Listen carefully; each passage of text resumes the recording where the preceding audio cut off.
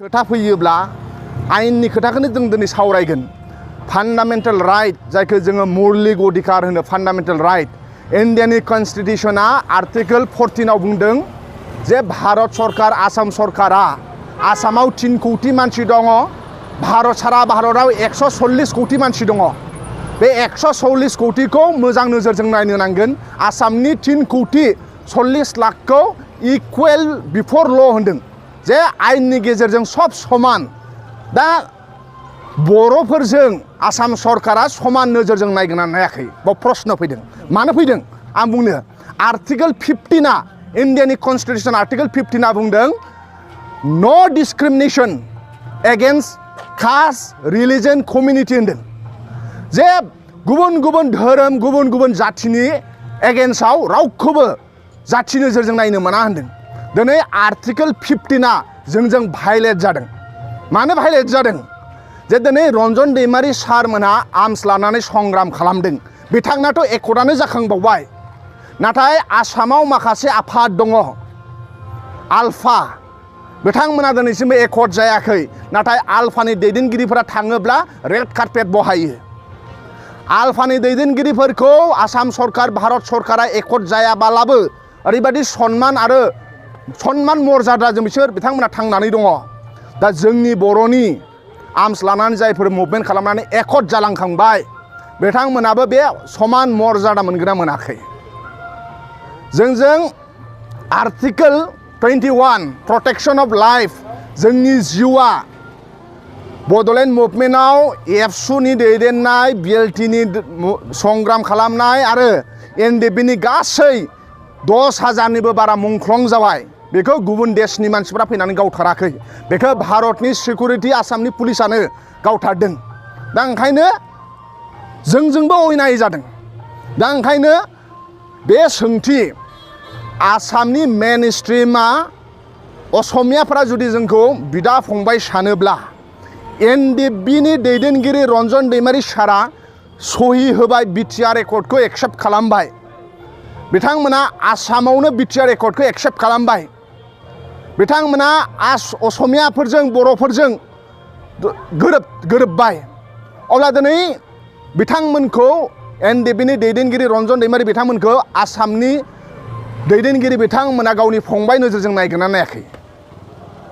दासान्दि रन्जन दैमारि सारा माबोरै दं एसे बुंनो हागोन नामा बेनि सायाव नोंथाङा जे लोगो हमना फैबाय बिथाङा बोरै दङ बिथाङा सासे बिथांमोनखौ आसामनि दैदेनगिरि बिथांमोना गावनि फंबाय नोजोरजों नायगोना नायाखै दासान्दि रन्जन दैमारि सारा माबोरै दं एसे बुंनो हागोन नामा बेनि सायाव नोंथाङा जे लोगो हमना फैबाय बिथाङा बोरै दङ बिथाङा सासे दैदेनगिरि हिसाबै मोजां सावरायो दैदेनगिरिफोरनि सेहेरायाव गिदिर गिदिर दैदेनगिरिफोरनि सेहेरायाव दुखुखौ मालाबाबो फोरमाया बे नेलसन मेन्डेलायानो जा महात्मा गान्धीयानो जा बिथांमोनाबो जेलाव थादों दा रन्जन दैमारियाबो मिनि खुसिनि सावरायदों दा नाथाय आसाम सरकारासो जोंखौ गाव आसामनि फंबाय आसामनि थागिबि होननानै आसामनि मानसिफोर बादि गुबुन गुबुन मा होनो जाथिफोरजों समान जोंखौ एक्सेप्ट खालामनो हागोन ना हायाखै बे आसाम सरकारनावसो जुदि हिमन्त बिश्व शर्माया सानोब्ला जे बर'फ्राबो आसामनिनो फंबाय होननानै बेखौ आगारनानै हो अब्ला जोङो मानिगोन जे आसाम सरकारा बर'फोरखौ गावनि फंबाय बादि लायो गावनि फंबाय बादि मानियो एकर्ड जाखांनायनि उनाव अबे जारिमिनाव दङ जे जोबथेसालियाव जेल जाबोनाय होननानै नर्थ इस्टनिखौनो एग्जाम्पोल लालाय मिज'राम नेशनेल फ्रन्ट लालदेंगा बिथाङाबो हमजादों नाथाय बिथाङा एकर्ड खालामनायनि उनाव गदों दा ओंखायनो रन्जन दैमारि सारखौबो एकर्ड जाखांनायनि उनाव जुदि आसामनि मानसिफ्रा गमामायैनो जोंखौ बर' सानोब्ला गाव जोंखौ बिदा फंबाय सानोब्ला आसामनि चिफ मिनिस्टार हिमन्त बिश्व शर्माया बर'फोरखौ अनोब्ला रन्जन दैमारिजों लोगोसे गासै जेलाव थानायफोरखौ उइदाउट कन्डिसन आगार आरो बिथांमोनखौ बे आसाम जौगानायाव खामानि मावनो थाखाय हो आरो बे खोथाखौ जों बुंनो सानो दिनै बर'फोरनाव ओरैबायदि सेन्टिमेन्ट दं इन्डियाखौ लानानै जे एनडिएफबियानो जा बिएलटिआनो जा एबसुआनो जा बर'नि बेसेबां लाइमोनफोर सेंग्रा सिख्लाफोर चाइनाजों जुद्ध जायोब्ला 1 लाख थांनो थाखाय जों राजि दङ पाकिस्तानजों जुद्ध जायोब्ला इन्डियाखौ रैखा खालामनो थाखाय 1 लाख जन बर' सेंग्रा सिख्लाया थांनो थाखाय जोङो रैखा दङ जोङो जाथि प्रेमि बिरादनो इन्डियाखौ जों बिराद मोजां मोनो नाथाय बे इन्डियायाव जोंनि राव जोंनि हारिमु जोंनि मोनथाय जों थांनानै थानो मोनथाया मोननो नांगोन जोंनि प्रटेक्शन अफ लाइफआ जोंना दिनै बिराद कुइसन जाना फैबाय आर्टिकल 21 फान्डामेन्टेल राइट बे प्रटेक्शन अफ लाइफ जोंनि जिउआ सोरनिबा आसियावसो दंसै आसि फिदिंब्लानो जोंखौ गावथारनो हायो गोबां फेक एनकाउन्टाराव जोंखौ जोंनि बर' लाइमोनफोरखौ गावबाय ओंखायनो मानाव गेदेर रन्जन दैमारिखौ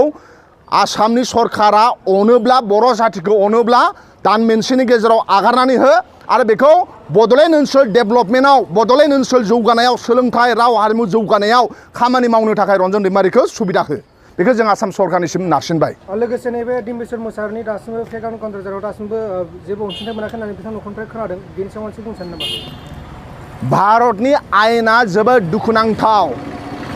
मोनसे समनि बिजेपिनि दैदेनगिरि अटल बिहारी वाजपेयीआ बुंदोंमोन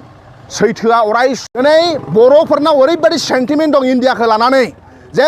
एनडिएफबियानो जा बिएलटिआनो जा एबसुआनो जा बर'नि बेसेबां लाइमोनफोर सेंग्रा सिख्लाफोर चाइनाजों जुद्ध जायोब्ला 1 लाख थांनो थाखाय जों राजि दङ पाकिस्तानजों जुद्ध जायोब्ला इन्डियाखौ रैखा खालामनो थाखाय 1 लाख जन बर' सेंग्रा सिख्लाया थांनो थाखाय जोङो रैखा दङ जोङो जाति प्रेमि बिरादनो इन्डियाखौ जों बिराद मोजां मोनो ओंखायनो जोङो भारत उदांस्रि जाखांनायनि उनाव 70 बोसोरनि उनावबो गावनि हादोरनि आयेनखौनो जों बायनो गोनां जादों महात्मा गान्धी जायखौ जोङो भारतनि फादार अफ द नेशन बुङो दिनै महात्मा गान्धी गैला महात्मा गान्धी गैयैनि उनाव भारतनि दैदेनगिरि बिथांमोनहा जोबोद दुखियाफोरनि थाखाय नङा अकल माहाजोनफोरनि थाखायल' पावारफुलफोरनि थाखायल' भारतनि प्रधान मन्त्रि प्राइम मिनिस्टार बिथांमोना जों बादि गोरिब गुन्द्राफ्रा फैसा गैयिनि थाखाय जों न्यायखौनो मोनाखै जास्टिसखौनो मोनाखै आल्फा बिथांमोना दिनैसिमबो एकर्ड जायाखै नाथाय आल्फानि दैदेनगिरिफोरा थाङोब्ला रेड कार्पेट बहायो आल्फानि दैदेनगिरिफोरखौ आसाम सरकार भारत सरकारा एकर्ड जायाबालाबो ओरैबायदि सन्मान आरो सन्मान मर्यादाजों बिसोर बिथांमोना थांनानै दङ दा जोंनि बर'नि आर्म्स लानानै जायफोर मुभमेन्ट खालामनानै एकर्ड जालांखांबाय बिथांमोनाबो बे समान मर्यादा मोनगोन ना मोनाखै दिनै एनडिएफबि जे दाथ' सुक्ति जालांखांबाय बिनिनो गायसनगिरि आफादगिरि मानाव गेदेर रन्जन दैमारि सार बिथांखौ जोंनि सानैसो लोगो बिथांमोनहा बैसागुनि थाखाय मान लाहैनाय हाबाफारि दंमोन आंखौबो लेंदोंमोन दा आं बिदिनो खाबु मोननायखाय आंबो मानाव गेदेर रन्जन दैमारि एनडिएफबिनि फाउन्डार चेयारमेन आरो बिथाङा एनडिएफबिनिल' दैदेनगिरि नङा हारिनिनो दैदेनगिरि जाथिनिनो दैदेनगिरि बिथांखौ लोगो मोननानै मोजां नांदों आरो माखासे बाथ्राफोरजों सावरायलायदों दा आं बुंनांगौआ बेनोल' जे दिनै आसाम सरकारखौ बुंनो नांगोन जे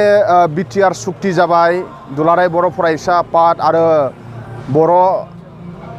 हारिनि माखासे दैदेनगिरिफोरनि नाजानायाव आरो एनडिएफबि इउबिपिअनि नाजानायाव बिटिआर सुक्ति जाबाय बिटिआर सुक्ति जाखांनानैबो दिनैसिमबो जे माखासे आफादनि दैदेनगिरि आरो सोद्रोमाफ्रा दिनैबो जोबथेसालियाव दङ दा बिथांमोनहा गाबोन बैसागु खुंगोन दा बैसागु समाव आं दुखु नांनाय बाथ्राखौ बुंनो लुबैयाखैमोन नाथाय माखासे खोथाखौ जोङो बुंथारनो नांगोन आरो खोनासंथारनो नांगोन